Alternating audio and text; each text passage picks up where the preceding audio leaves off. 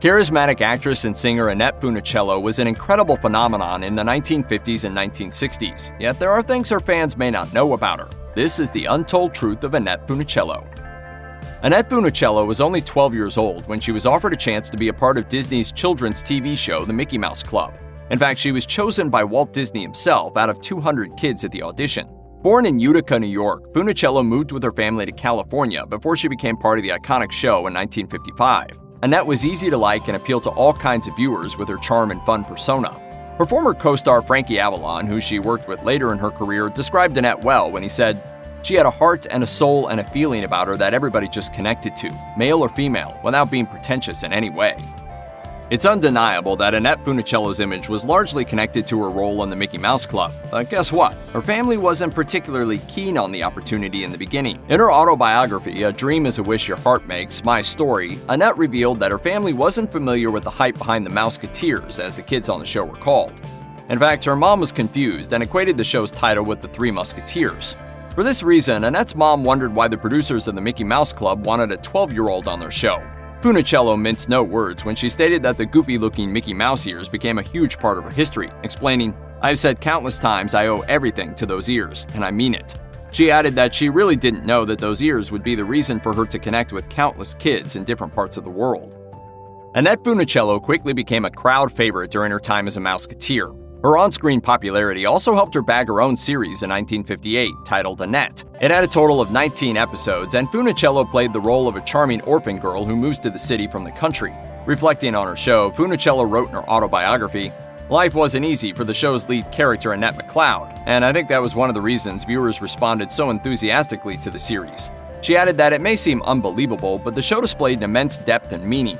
She also stated that by the time Annette rolled around, she'd managed to strike a chord in the hearts of her fans and was getting a lot of fan mail, approximately 3,000 to 6,000 letters a month.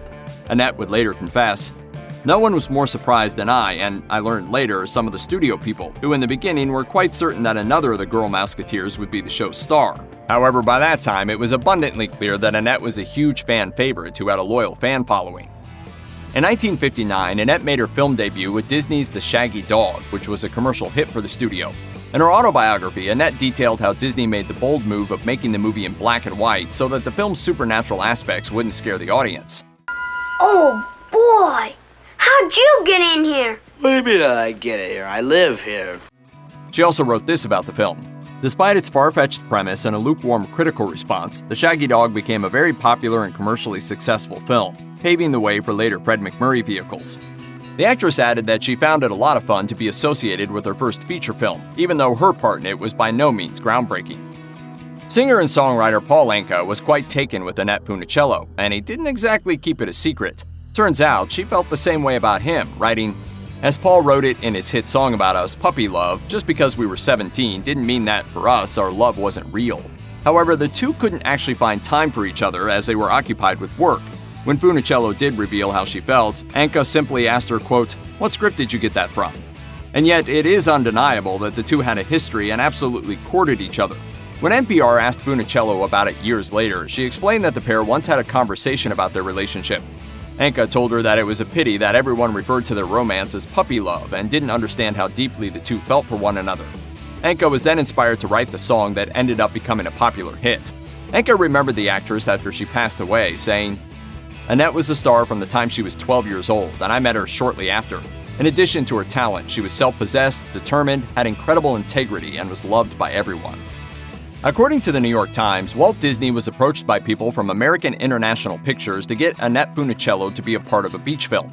He believed it would essentially be good, clean fun, but did advise the young actress to avoid showing too much skin, particularly her navel. She agreed and respected Disney's suggestion. Her first beach movie was Beach Party in 1963, in which she worked with Frankie Avalon. The two would go on to make more beach movies together. Funicello revealed in A Dream is a Wish Your Heart Makes, My Story, that she caught flack for complying with Disney's advice about not showing her navel on screen. She wrote that while most colleagues understood where she was coming from, a director or producer would inevitably ask her to put on something more revealing. She remained adamant, however, and always shot back that her conservative clothing choices were hers and hers only. Ultimately, Funicello did enjoy working on the Beach Party films and mentioned that she actually got to make many friends through these projects. Man, Bonet's really swinging. I do believe. Annette ended up falling for her agent, Jack Gilardi, and married him in 1965. The pair met while working on the movie Babes in Toyland and ended up falling for each other. Gilardi was Funicello's manager and agent for many years until they decided to get divorced in 1981. Funicello reflected on falling in love with Gilardi, writing in her autobiography, "We had known each other as manager and client and as friends. One evening, I don't know what happened. He looked at me, I looked at him, and suddenly we knew we were in love." After that marriage ended, the actress found love again when she met a racehorse trainer named Glenn Holt. The couple were together until her death in 2013. In the late 1980s, Annette was diagnosed with multiple sclerosis, an illness that would have a major impact on her life over the next 25 years. The New York Times revealed that Funicello was optimistic and wouldn't get bogged down by her diagnosis, starting a charity instead to help others zero in on a cure. Annette didn't reveal her illness until 1992, when she realized it was important to issue a public announcement. Around that time, she was being forced to endure unkind speculations about the fact that she found it difficult to walk. According to The Guardian, some people wondered whether she was an alcoholic. Annette's condition was rather severe, and she eventually started using a wheelchair to get around. Her husband Glenn later revealed that he'd assured her that he'd always help her with anything she needed. Annette Funicello was no victim, though. She studied her illness, trying to learn as much as she could. She wrote that no doctor in the world could predict whether a patient with multiple sclerosis would worsen in a few years. Moreover, Funicello was open with her kids about her illness, making sure she read up on it so that she was equipped to alleviate her children's doubts and answer their questions. In March 2011, Annette and her family went through a scary experience when their California house caught fire. The actress showed symptoms of smoke inhalation and had to be rushed to a hospital where she was immediately treated. Funicello was 68 at the time of the incident, and it was believed that she, Holt, and a nurse escaped from the burning house after it caught fire. Corliss Foster, a friend and neighbor, believed that Holt must have helped his wife get out before things escalated, saying in an interview, "Glenn must have gotten her out of the house and put her in the backyard." Thankfully, no one suffered serious injuries and everyone was believed to be stable. The blaze was rather intense when firefighting authorities reached the scene and began working to put out the fire. According to Today, the fire began in the morning, and it took firefighters around a half hour to extinguish the blaze completely. Unfortunately for Funicello, life got harder in her twilight years. Her illness worsened and her symptoms became more intense. She needed full-time help to get by, and it was difficult for her to manage her daily activities alone. She was fed through a tube and had to be taken care of 24/7. Funicello and her husband were optimists, however.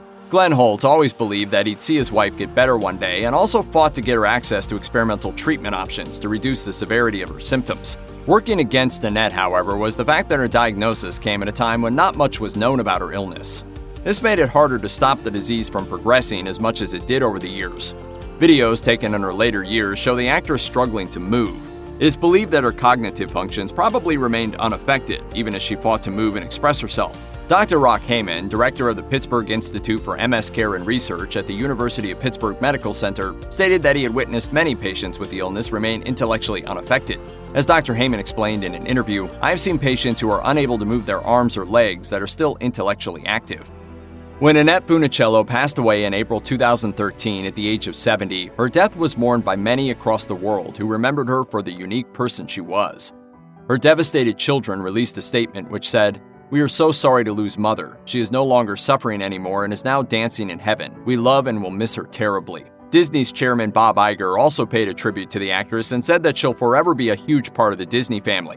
He added that Funicello will always be celebrated as one of Disney's most talented stars, one who managed to inspire a whole generation with her talent and unique personality. Iger called Annette a beautiful person and added that she confronted her physical challenges with grace and dignity. Frankie Avalon also remembered his former co-star and said that the country had lost one of its sweethearts.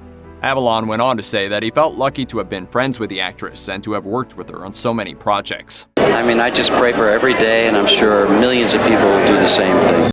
In a moving statement, Avalon wrote, "Annette will live on forever. I will miss her, and the world will miss her."